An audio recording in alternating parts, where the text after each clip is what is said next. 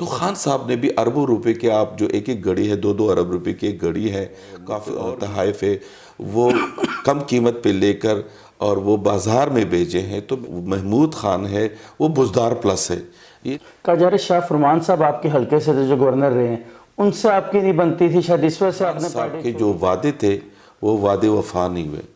اور میں خود چونکہ اس سوچ پہ آیا تھا کہ خان صاحب کرپشن کا خاتمہ کریں گے اس سسٹم سے، پاکستان سے، اور احتساب کا ایک شفاف عمل کریں گے، لیکن بدقسمتی سے خان اعلیٰ ہے یا جو منسٹر ہے وہ لوگ بھی کرپشن میں انوالو ہیں. خان صاحب نے اس کی صفائی کر کے اور مال اس پہ ناصر نصرت سنگھ صاحب، آپ نے سنا پی ٹی آئی چھوڑنے کا فیصلہ کر لیا ہے اور آج کل کالز آنے کا سلسلہ بھی شروع ہوا ہے. کس کی کال پر آپ پی ٹی آئی چھوڑ رہے ہیں اب؟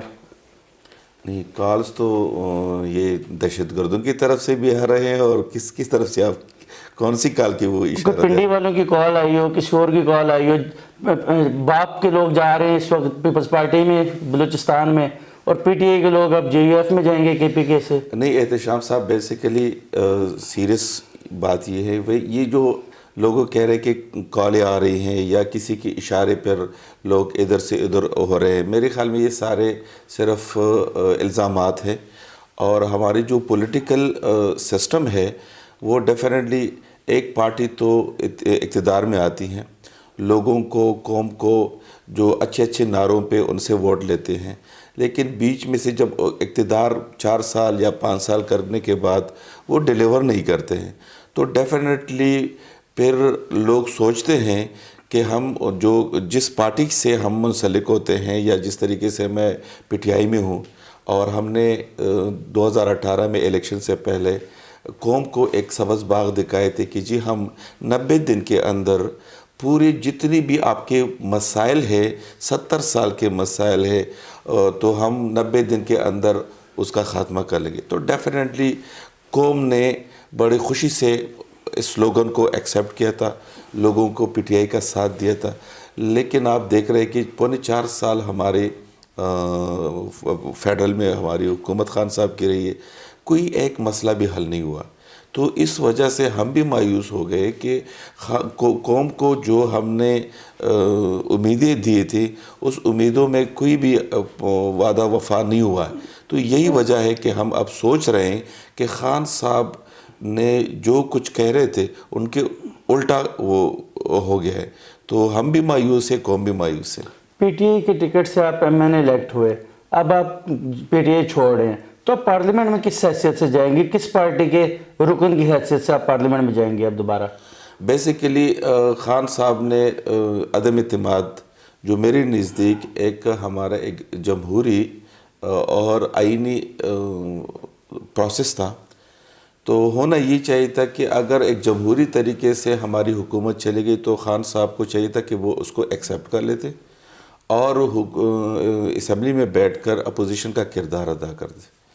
لیکن خان صاحب نے فیصلہ کیا کہ ہم اسمبلی سے نکل رہے ہیں. تو خان صاحب کے اس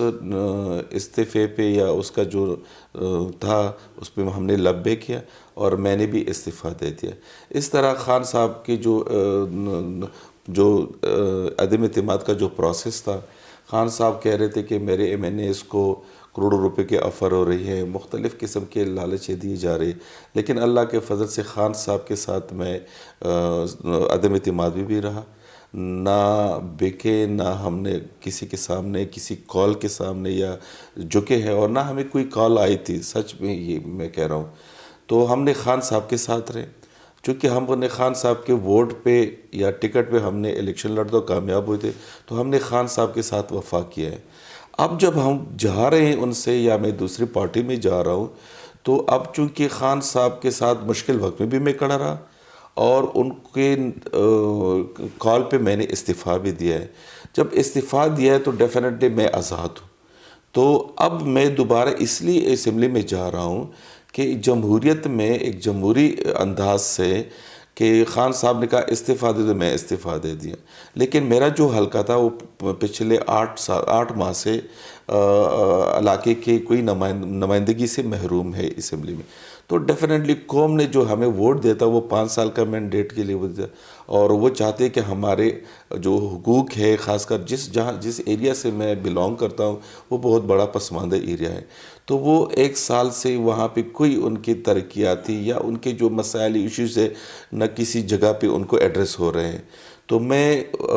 دوبارہ اسمبلی میں اس لیے جا رہا ہوں کہ جب تک پی ٹی آئی والے حقیقت میں اسمبلیوں میں یہ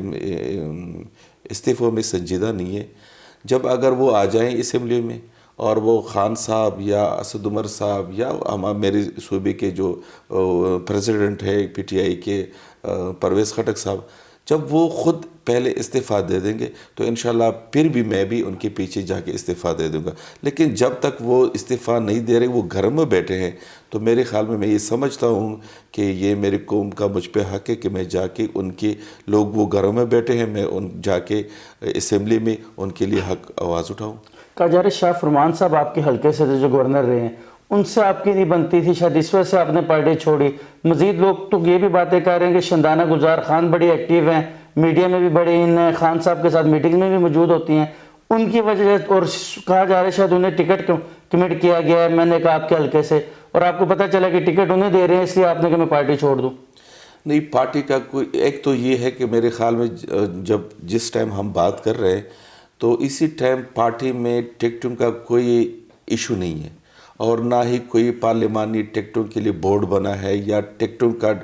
بانٹ رہے کہ مجھے اس میں حصہ نہیں ملا، یا پارٹی نے ٹکٹیں اس میں تقسیم کی ہیں یا نامنیٹ کی لوگ، اس میں میرا نام نہیں آیا تو اس وجہ سے میں جا رہا ہوں۔ میں جو بیسیکلی میرے جانے کا جو مین مقصد ہے، چونکہ خان صاحب کے جو وعدے تھے وہ وعدے وفا نہیں ہوئے، اور میں خود چونکہ اس سوچ پہ آیا تھا کہ خان صاحب کرپشن کا خاتمہ کریں گے اس سسٹم سے، پاکستان سے، اور احتساب کا ایک شفاف عمل کریں گے، لیکن بدقسمتی سے خان صاحب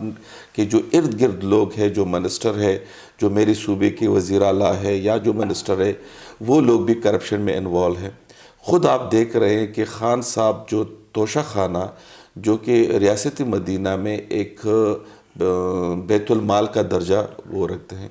وہاں پہ آ کر خان صاحب نے اس کی صفائی کر کے اور مال اس سے کمایا ہے۔ جس طریقے سے خان صاحب ہمیں درس دیتے تھے کہ جی یہ جو دوسرے لوگ تھے،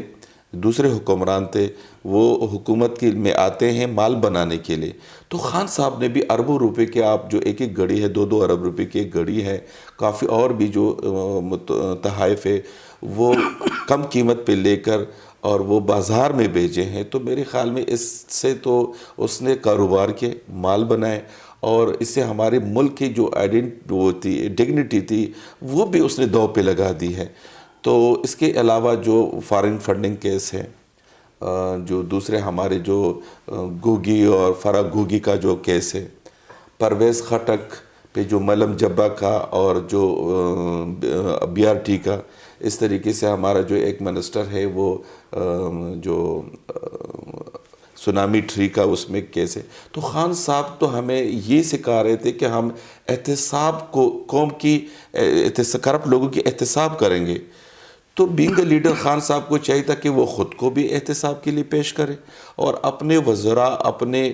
لوگوں کو بھی احتساب کے لیے پیش کرے، لیکن پیش ہونے کی بجائے وہ تو اپوزیشن سے احتساب کرنا چاہتے ہیں،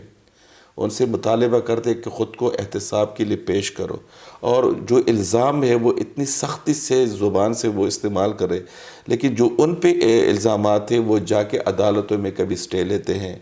تو کبھی کیا ہوتا ہے، تو اس کا مطلب ہے کہ دال میں کچھ کالا ہے۔ اگر ایک لیڈر اس مشن پہ آیا ہے کہ مجھے قوم کے چاہے جو فرد بھی ہو، پھر احتساب سب کے لیے ہونے چاہیے، چاہے اگر ایک چور آپ کے اپنے گھر کے اندر ہو یا باہر ہو، تو آپ چور کو چور کی طرح اس کو ڈکلیئر کر دینا چاہیے، نہ کہ اگر آپ کے اپنے بندے ہو ان کے تو آپ کوئی ہاتھ نہ ڈالے، اور دوسروں کو اگر چور نہ بھی ہو ان کو چور کہنا ہے۔ تو میرے خیال میں ایسی چیزیں ہیں کہ ہم ان کی پالیسیز سے یا ان کے جو ابھی ایک نئی آئیڈیالوجی وہ انٹروڈیوس کر رہے ہیں، دوہرا معیار جس کو ہم کہہ رہے ہیں، اس سے میں مایوس ہوں۔